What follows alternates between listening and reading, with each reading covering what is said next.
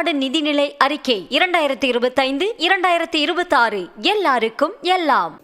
அண்மை காலங்களில் ஏற்பட்டு வரும் தீவிர காலநிலை மாற்றங்கள் காரணமாக பல்வேறு இயற்கை பேரிடர்கள் ஏற்பட்டு பயிர் சேதங்களின் மூலம் உற்பத்தியில் தாக்கத்தையும் உழவர்களின் வாழ்வாதாரத்தில் பாதிப்பையும் ஏற்படுத்தி வருகின்றன.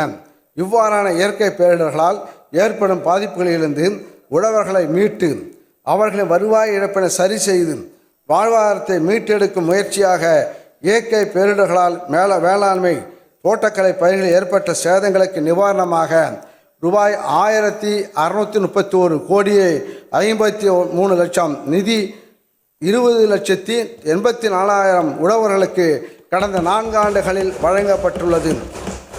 மேலும் பயிர் காப்பீட்டு இழப்பீட்டு தொகையாக ரூபாய் 5,242 கோடி நிதியானது கடந்த 4 ஆண்டுகளில் சுமார் 30 லட்சம் உழவர்களுக்கு வழங்கப்பட்டுள்ளது.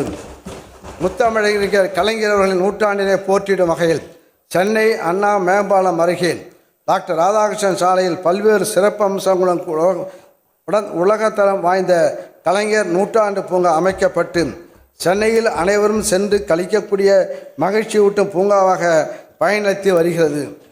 இவ்வாறு வேளாண்மை துறையில் அடையப்பட்ட சாதனைகளை 13/3/2025 அன்று வெளியிடப்பட்ட தமிழ்நாடு பொருளாதார ஆய்வறிக்கை 2024-25 உறுதிப்படுத்துகிறது. இந்த ஆய்வறிக்கையின்படி பெரும்பாலும் பருவமழையை நம்பியே தமிழ்நாட்டில் வேளாண்மை நடைபெற்றதாலும் வேளாண்மை துறை தமிழ்நாட்டின் மொத்த மாநில மதிப்பு கூட்டலில் ரூபாய் 1.5 லட்சம் கோடி பங்களிப்புடன் ஐந்தாவது பெரிய துறையாக திகழ்கிறது என தெரிவிக்கப்பட்டுள்ளது. சோதனைகளை சாதனைகளாக்க நமது உழவர்களின் திறன் இதன் மூலம் வெளிப்படுவதுடன் வேளாண்மை துறைக்கு அரசால் அளிக்கப்படும் முக்கியத்துவமும் தெரிகிறது. தமிழ்நாடு உழவர்களுக்கு பட்டியலிடப்பட்ட வணிக வங்கிகள் வாயிலாக வழங்கப்படும் கடன் 2019-20 ஆண்டில் 1,83,000 கோடி ரூபாயிலிருந்து 2023-24 ஆண்டு 3,58,000 கோடி ரூபாயாக அதிகரித்து வணிக வங்கிகள் வழங்கும் பயிர்க்கடனில் தமிழ்நாடு முன்னணி மாநிலமாக திகழ்கிறது.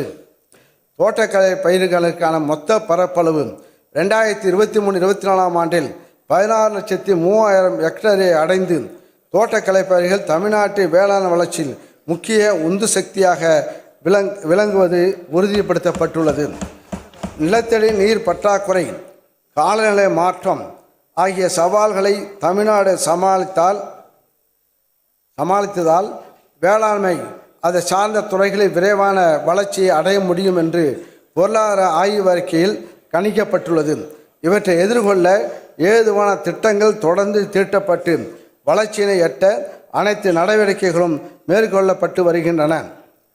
திராவிட மாடல் என்பது எதையும் உருவாக்கும், எதையும் சீர் செய்யும், எதையும் ஒன்றிணைக்கும் என மாண்புமிகு முதலமைச்சர் அவர்கள் கூறியது போல் திராவிட மாடல் உழவர்களுக்கு பல சிறப்பான திட்டங்களை உருவாக்கி வருகிறது. இயற்கை சீற்றங்களால் சிதைக்கப்பட்ட விளைநிலங்களில் இருந்த மணல் திட்டுகளை அகற்றி சீர் செய்துள்ளது. அனைத்து திட்டங்களையும் ஒன்றிணைத்து ஒருங்கிணைந்த கிராம வளர்ச்சியினை உறுதி செய்ததுதான் திராவிட மாடல் ஆட்சி.